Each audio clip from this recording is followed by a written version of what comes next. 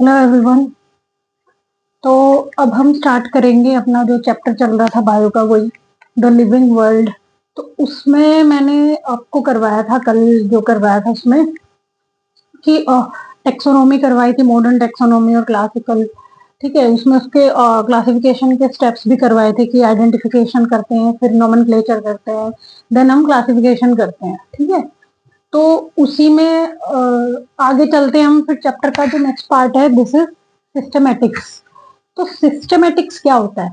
देखो, जो हम ये चैप्टर पढ़ रहे हैं ना, लिविंग वर्ल्ड, इसमें हम बस यही पढ़ रहे हैं कि लिविंग वर्ल्ड में क्या क्या, कैसी कैसी डाइवर्सिटी है, पर इतने टाइप के स्पीशीज हैं हमारे पास। तो फिर हम उनको क्लासिफाई करते हैं कि कैसे हैं भाई, किसको हम प्लांट मानते हैं, किसको हम एनिमल मानते हैं, या कोई और भी कैटेगरीज हैं इनके अलावा भी। ठीक है, तो हम कौन सी कैटेगरी में आते हैं? अगर आपको किसी को पता है तो प्लीज डू कमेंट कि हम कौन सी कैटेगरी में आते हैं। ये तो कोई भी बता सकता है, नॉन साइंस का बंदा भी, जिसको भी पता होना चाहिए, सबको पता होना चाहिए कि ह्यूमंस कौन सी कैटेगरी में आते हैं। ठीक है, तो चलते हैं फिर आगे चैप्टर में। सो सिस्टमेटिक्स क्या होता है? What do you mean by systematics? ठीक है, तो सिस्टमेटिक कुछ नाम से पता नहीं चल रहा, हम बोल देते हैं कि सिस्टमेटिक वे में करते हैं, let's do in a systematic way.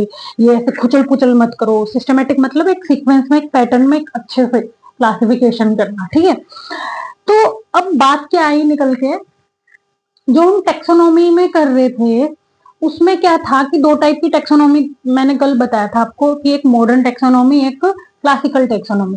Classical taxonomy क्या थी? उसमें सिर्फ हम किसी भी ऑर्गेनिज्म के क्या बोलते हैं, मोर्फोलॉजिकल कैरेक्टर्स के बेसिस पे उसको क्लासिफाई कर रहे थे, मतलब उसकी आउटर अपीयरेंस देख के। ठीक है, वहीं पे मॉडर्न जो टेक्सोनॉमी थी उसमें हम उसकी मॉर्फोलॉजी तो देख ही रहे थे, प्लस में उसके एनाटॉमिकल कैरेक्टर्स, मतलब उसके इंटरनल बॉडी स्ट्रक्चर को देख के देन उसको क्लासिफाई कर रहे थे। लेकिन हमारी सिस्टमेटिक्स वो ब्रांच है हमारी इसकी टेक्सोनॉमी की, which takes into consideration the evolutionary history and relationships. देखो, घबराना मत ऐसे खतरनाक वर्ड सुन के। एवोल्यूशनरी हिस्ट्री मतलब कोई भी स्पीशीज का एवोल्यूशन कहाँ से हुआ है। ठीक है, वो कहाँ से इवोल्व होके आई है। राइट, जैसे हमारे बारे में क्या बोला जाता है कि हम किसकी उससे आए हैं, हम पहले चिंपैंजी जैसे, गोरिल्ला जैसे थे। ठीक है, तो हमारी एवोल्यूशनरी हिस्ट्री है, हम वहां से इवोल्व होके आए हैं। ठीक है, और हमारी रिलेशनशिप है उसके साथ। तो यही तो बोलता है सिस्टमेटिक्स। सिस्टमेटिक्स क्या बोलता है कि जब भी आप कैटेगराइज करोगे, क्लासिफिकेशन करोगे, तो आप मोर्फोलॉजी, उसकी एनाटॉमी, और उसके साथ साथ आप किसको कंसिडरेशन करोगे या किसको कंसिडर करोगे, उसकी, उस पर्टिकुलर स्पीशीज की जिसकी एवोल्यूशनरी हिस्ट्री क्या है, उसका किसके साथ एवोल्यूशन जो पास्ट रहा है उसमें किसके साथ कुछ लिंक था, कुछ रिलेशनशिप थी। ठीक है, जैसे हमने बता दी इंसानों की थी गोरिल्ला के साथ, तो वो सब हम स्टडी करते हैं सिस्टमेटिक्स के अंदर। मैंने लिखा भी है, और ये किसने दिया था ये कॉन्सेप्ट? जिसने बाइनोमियल नोमेनक्लेचर का कॉन्सेप्ट दिया था, कैरोलस लीनियस। ठीक है, ये पूछ लेता है कई बार, और ये भी पूछ लेता है कि इनकी एक बुक भी थी जिसका नाम था, नाम से पता चल रहा है सिस्टमेटिक्स के ऊपर ही इन्होंने एक बुक लिखी थी, नाम बुक का भी नाम सेम ही है, सिस्टेमा नेचुरे। ठीक है, ये याद रखना, ये बुक का नाम भी कभी कभी एक नंबर में पूछ लेता है। देन आती है टेक्सोनोमिक कैटेगरीज। तो टेक्सोनोमिक कैटेगरीज क्या होती हैं? देखो, टेक्सोन एक वर्ड आता है, टेक्सोनोमिक कैटेगरीज में ही छोटा सा अगर हम देखें शॉर्ट फॉर्म का, TAXON, टेक्सोन। जैसे हमारी बॉडी के अंदर क्या होता है, हमारी एक सेल होती है जो बेसिक यूनिट होती है, जो फंक्शनल यूनिट होती है। अल्टीमेटली बॉडी की हर प्रोसेस जाके सेल के अंदर ही हो रही है। ठीक है, तो that is the basic unit of our body.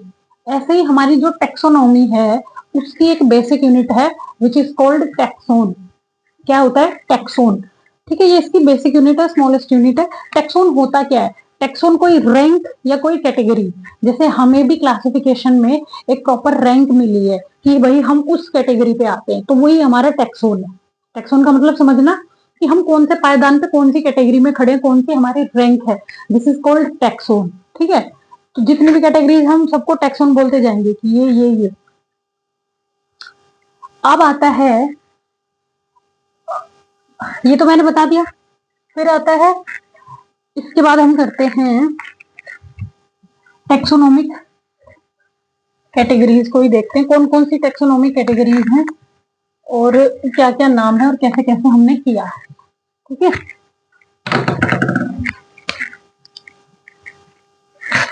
तो बहुत सारी हैं,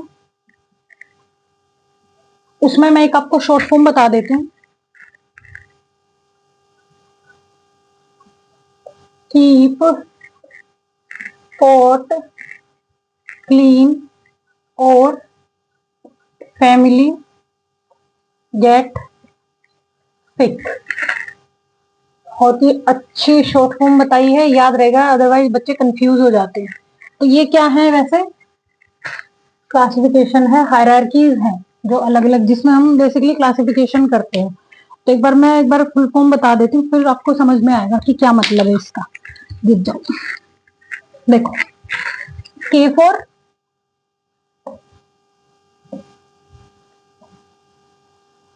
किंगडम, ठीक है। P for phylum. अच्छा, फाइलम तो हम बोलते हैं एनिमल के केसेस में, एनिमल को, एनिमल के लिए हम फाइलम यूज करते हैं, लेकिन डिवीजन यूज करते हैं हम प्लांट के लिए। ठीक है, फिर आता है हमारा class. C for class, O for order, F for family, G for genus, S for species. ठीक है, देखो, तो ये आपको वैसे तो याद रहे ना रहे कि kingdom, then phylum, then class, then order, family, genus, species. So मैंने आपके लिए एक वो बना दिया कि कीप पॉट क्लीन और फैमिली गेट सिक। तो हम बाइनोमियल नोमेनक्लेचर करते हैं तो हम जनरली ये दो लास्ट की टर्म यूज करते हैं, जीनस और स्पीशीज। जैसे कि एग्जांपल मैं आपको दे दूं, होमो सेपियंस। तो होमो इसमें हमारा क्या है, होमो तो जीनस है और सेपियंस हमारी स्पीशीज है। ठीक है, तो ऐसे ही हर ऑर्गेनिज्म को हम क्लासिफाई करते हैं। तो सबसे पहले किंगडम, हमारी 5 किंगडम क्लासिफिकेशन है, अगले चैप्टर्स में करेंगे। 5 किंगडम में डिवाइड किया गया है अर्थ की हर एक लाइफ को। ठीक है, 5 किंगडम क्लासिफिकेशन है। देन किंगडम के बाद आता है फाइलम। 2 कैटेगरीज है, एनिमल और प्लांट। तो हम कौन सी कैटेगरी में आते हैं, मतलब हम कौन से फाइलम में आते हैं, एनिमल में, मैंने बता दिया। ठीक है, फिर आती है हमारी उसके बाद क्लास, फिर आती है हमारी ऑर्डर, फिर आता है फैमिली, फिर आता है जीनस, फिर आती है स्पीशीज। अच्छा, मैं अब ये नहीं लिखाऊंगी कि kingdom includes phylum and phylum includes many classes, classes includes order, order includes family. ठीक है, लेकिन जो यहाँ पे मेन जो चीज है बताने की, वो मैं आपको बता देती हूँ। देखो, जब भी हम, क्या होगा,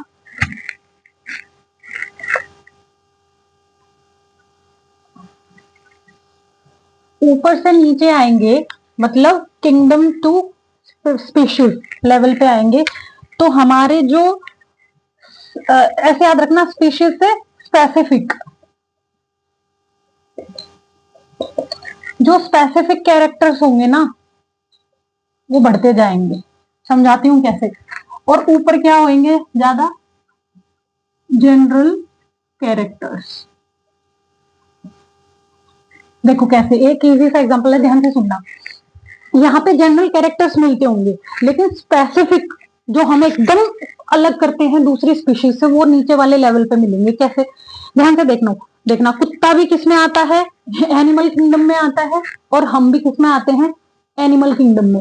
तो हमारे जो एक जनरल ट्रेट्स थे टू बी एन एनिमल, कि हम कैसे किसी को एनिमल कंसिडर कर रहे हो, किसी, हमें प्लांट क्यों नहीं कंसिडर करा, हमें एनिमल ही क्यों किया, क्योंकि प्लांट्स की बजाय हमारे ज्यादा कैरेक्टर्स किसके साथ मिल रहे थे, एनिमल्स के साथ।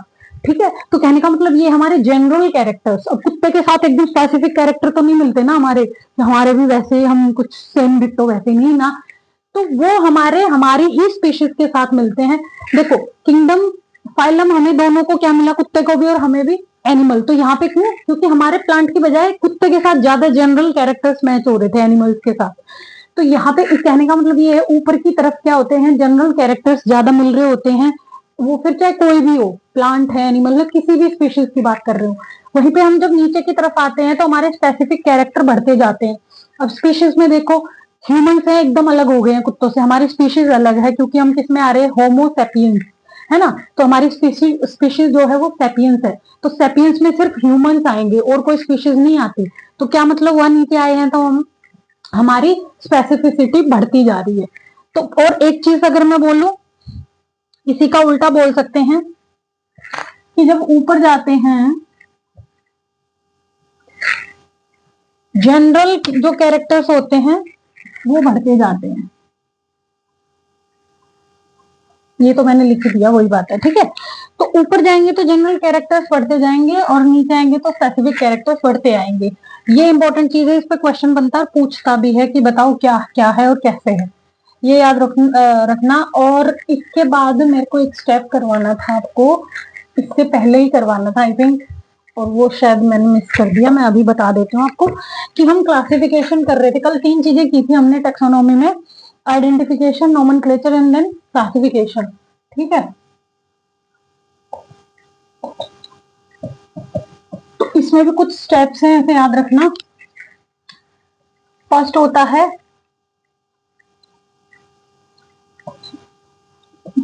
कैरेक्टराइजेशन, देन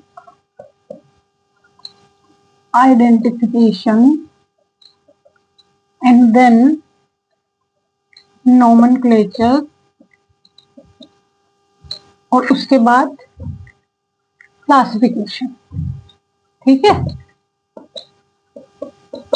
क्या मतलब है, देखो पहले तो कैरेक्टराइजेशन करेंगे, किसी भी चीज के हम कैरेक्टर्स देखेंगे, जैसे हम है, इंसान है, तो हमारे कैरेक्टर्स देखेंगे कि हम कैसे कैसे कैसे लग रहे हैं हम, ठीक है, एनिमल जैसे लग रहे हैं, प्लांट जैसे, तो हमारे कैरेक्टर्स को देखा जाएगा।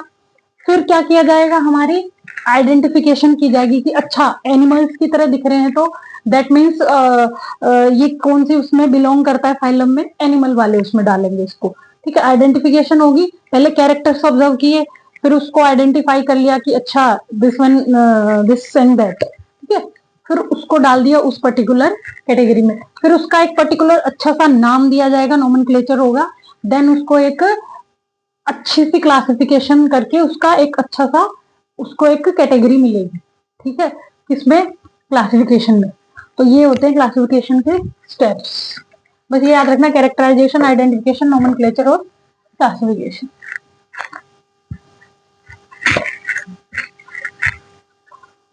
So that's all about the systematics. Rest of the chapter we will do tomorrow. Till then, bye bye. Take care. Thank you so much. God bless.